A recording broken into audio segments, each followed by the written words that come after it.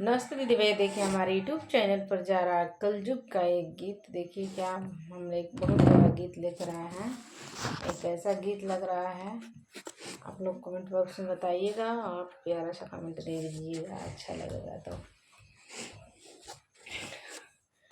काला जुगवा में मैं हरी प्यारी भाई, काला जुगवा में मैं हरी प्यारी भाई, प्यारी भाई हो प्यारी भाई, काला जुगवा में मैं हरी प्यारी भाई, काला जुगवा में मैं हरी प्यारी भाई। आजकल के ज़माने में माँ बाप की बात नहीं मान रहे हैं लोग, अपने मेरी की बात मान रहे हैं लोग। माता पिता का कोई सुन नहीं रहा है। और प्यारा से कमेंट दीजिएगा।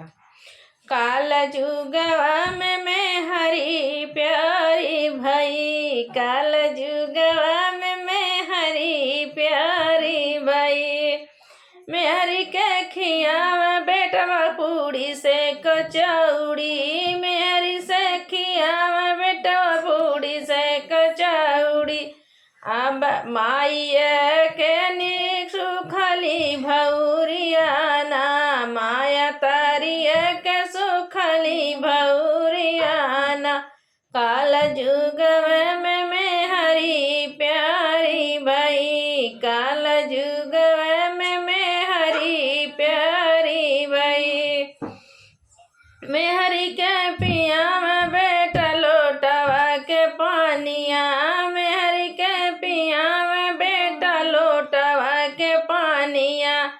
अरे महतारियों के दिल ना गिला सवाना, महतारियों के दिल ना गिला सवाना, काला जुगवा में मैं हरी प्यारी भाई, काला जुगवा में मैं हरी प्यारी,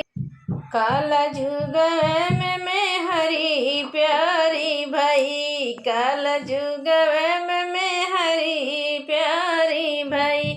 मैं हरी के पैरा में बेटा नाई नाई साड़िया, मैं हरी के पैरा में बेटा नाई साई साड़िया, महतारी एक फट ही लुगारियाना,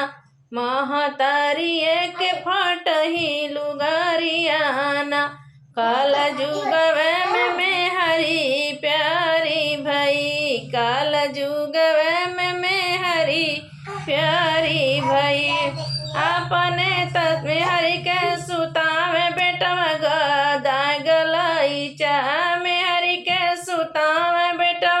गदा से गलाइचा, महतारी एक टूटा ही खटियावाना, महतारी एक टूटा ही खटियावाना,